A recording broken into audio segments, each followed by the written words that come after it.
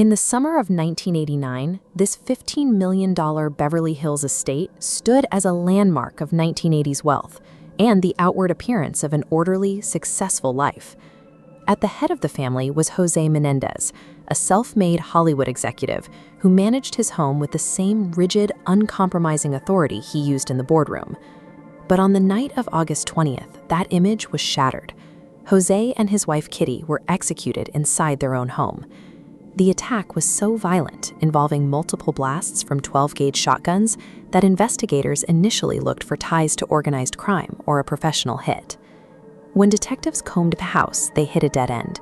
No murder weapons were found, no fingerprints were recovered, and there was no trace DNA to identify the shooters. By the time the sun rose, the killers had managed to vanish, leaving behind a crime scene that offered the police virtually no physical trail to follow. Yet, in the weeks that followed, the behavior of the prime suspects, the supposedly grieving sons, Lyle and Erik, sharply contradicted the tragedy they had just reported.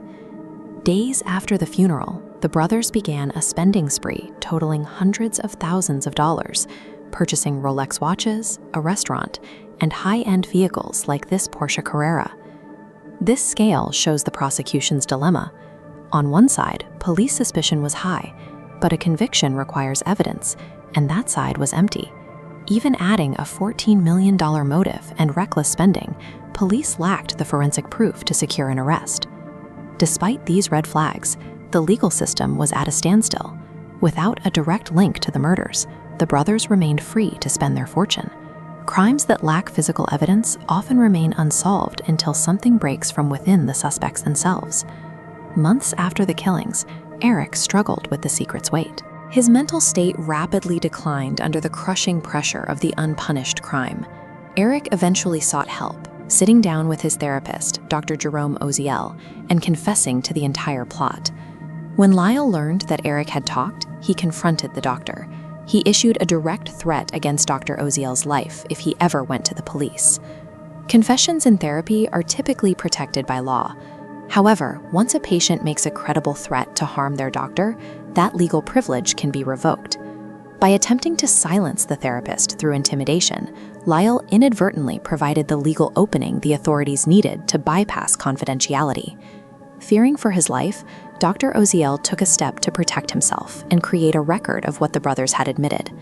During a later session with both brothers, he placed this microcassette recorder out of sight and hit the record button.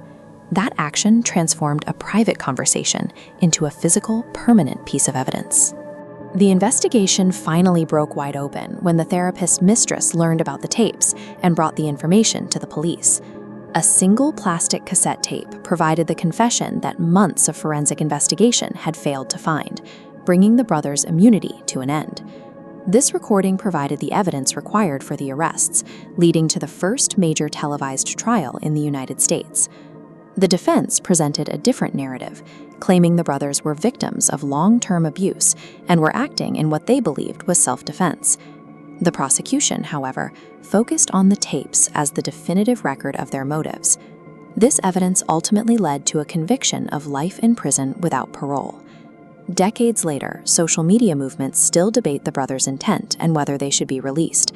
But regardless of public opinion or emotional arguments, the legal foundation of the entire case rests on one physical object. If Dr. Oziel had never recorded that session, the case against Lyle and Erik Menendez likely would have remained a mystery.